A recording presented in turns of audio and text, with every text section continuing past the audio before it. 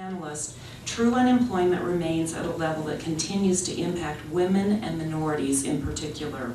What is the role of government in creating jobs and managing unemployment? And if I could ask Dr. Jill Vecchio for the first answer. Or insights, I should say. Yes.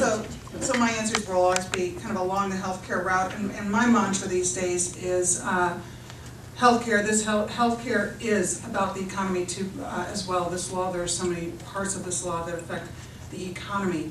And one of the things I think that is really important for people to understand is between taxes on businesses and reporting requirements, insurance requirements on employers, they're not going to hire. I mean, this healthcare law is a huge reason why employers aren't hiring. I'm going to talk about the unemployment rate being bad and why the economy is bad. Employers and businesses don't want to invest in capital. They don't want to invest in employees. They can't commit to full-time employees. They're changing full-time employees to contract workers or part-time employees because of the way the healthcare law is going to affect them. And you cannot separate the economy from this healthcare law. So I think, and we can talk more about this during this discussion, but understand it, and I have a lot of friends that are small business owners, and they're telling me either they're going to not provide insurance any longer for their employees, or they're definitely not hiring anybody. And they say, you know what, if this administration can pass this healthcare law that absolutely burdens me with reporting requirements, new taxes, expensive insurance policy premiums, what else are they going to do? The level of uncertainty is sky high. So, in my opinion, that explains the unemployment. And it's government's role to get the heck out of the way. Decrease the regulations, decrease the rules, give us some certainty and give us control over how we operate our businesses and the decisions that employers can make to innovate, make new products. That's another, that's a whole other issue. But the way that this healthcare law and this administration is stifling innovation and stifling technology. And in medicine, that's the key to progress in medicine and saving lives and making people's lives better and longer. Thank you. Thank you, Lizzie. I hope you don't mind that I'm going to read my answer because it helps me stay focused and with the language difference too. While the national unemployment rate has stayed close to 8% among Hispanics and Blacks, the number stays critically elevated to 10.2% and 14.1% respectively. With the ever-increasing cost of food, gas, clothes, and housing, the Latino and Black communities have been hit the hardest by this economy. It is not fair, and I am highly concerned about the way things are looking for Latinos today. One thing is to struggle with having to adjust your income and your budget when you have a job. And another completely different is not having a job while the cost of everything that is basic for living is going to the roof. Latinos have lost their jobs, they have lost their homes, their savings, and now their children are having trouble in school as a result of the difficult conditions at home when they see mom and dad, or just mom, struggle to make ends meet and to bring food to the table. On the other hand, there is a large percentage in our community, in our diverse universe of Hispanics, that are entrepreneurs. There's a lot of small business owners in our Latino community. I am being one of them.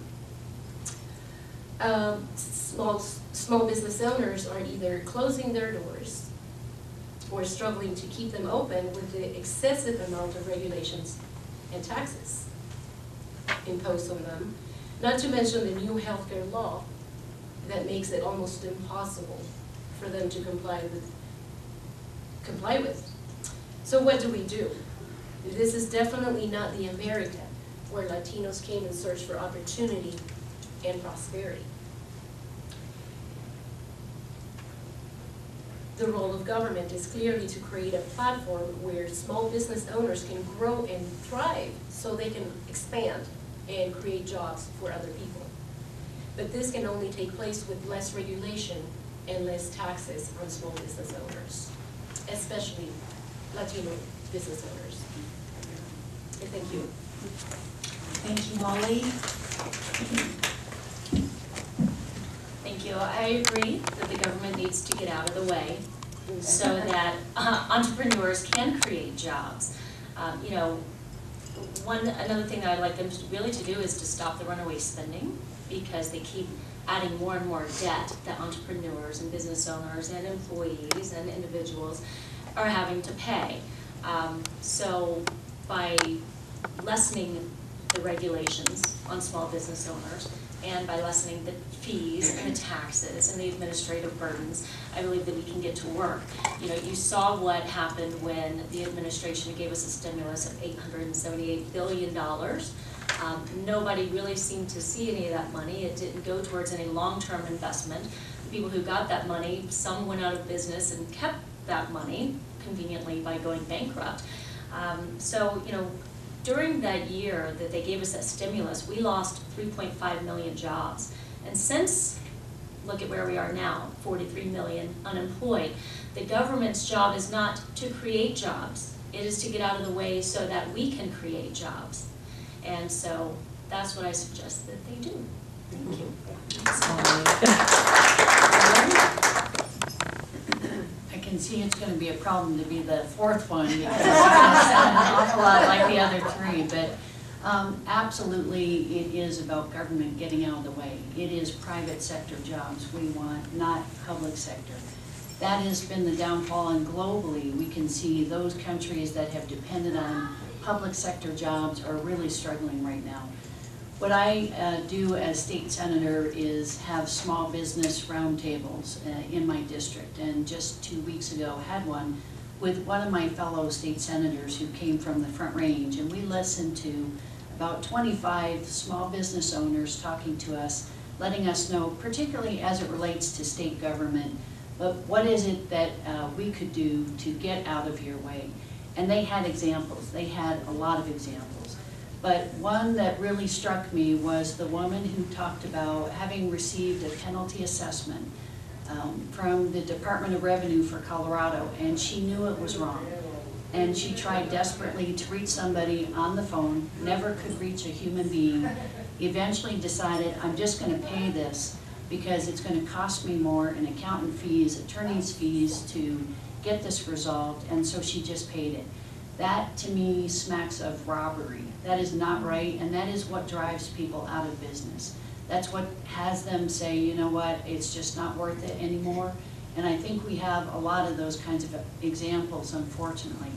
At the state legislature, I try hard with my colleagues to try and undo some of that regulation, but I will tell you it is very, very difficult. It's amazing how year after year these things have just been piled on top of each other, and oftentimes they no longer make any sense. They're no longer relevant to even address the problem that they were originally set up for.